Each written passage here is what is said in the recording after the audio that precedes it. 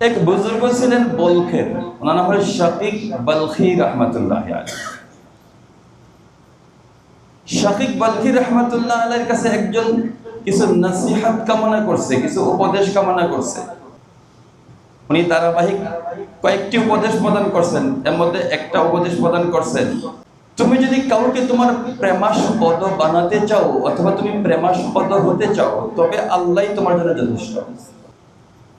তুমি সঙ্গহীন চলতে পারো না, তুমি সঙ্গী চাও, তাহলে তোমার জন্য সম্মানিত দুই ফেরেশতা কিরামান কাতিবিনই তোমার জন্য যথেষ্ট।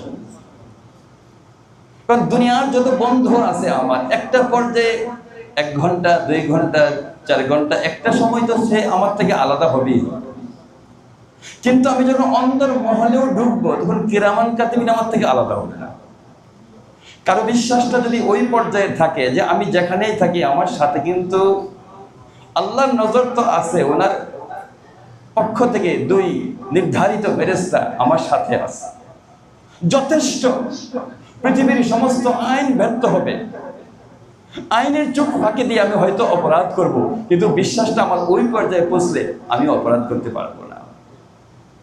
অজান্তেই মনে হবে যে কিরামান কাতিবিন আমাকে বাধা দিচ্ছে।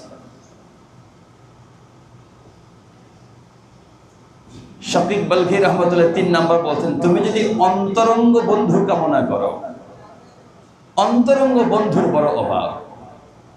বন্ধু আছে কিয়ামতের আগে, কিয়ামতের আলামতের মধ্যে একটা আলামত হলো মানুষের বন্ধুত্ব থাকবে শুধু 2 ঠোঁটের মধ্যে।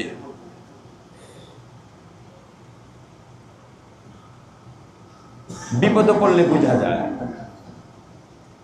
2 ঠোঁটের বন্ধু দিয়ে পৃথিবী ভরে যাবে। কিন্তু তোমার অন্তরঙ্গ বন্ধু যদি কামনা করো, তাহলে কোরআনে পাক হলো আসমান জমিনের সবচাইতে তোমার জন্য বিশ্বস্ত এবং অন্তরঙ্গ বন্ধু।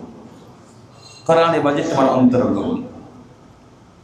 অন্তরঙ্গ বন্ধুর প্রতি মানুষের লালন, মানুষের মহব্বত, মানুষের ভালোবাসা, মানুষের হৃদয় উজাড় হওয়া, এটা অন্তরঙ্গ বন্ধুর জন্য নিঃসন্দেহে বেশি পায়, অন্তরঙ্গ বন্ধুর জন্য।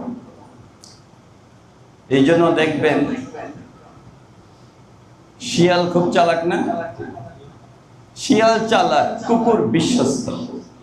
শিয়াল চালাক কিন্তু বিশ্বস্ত কুকুর।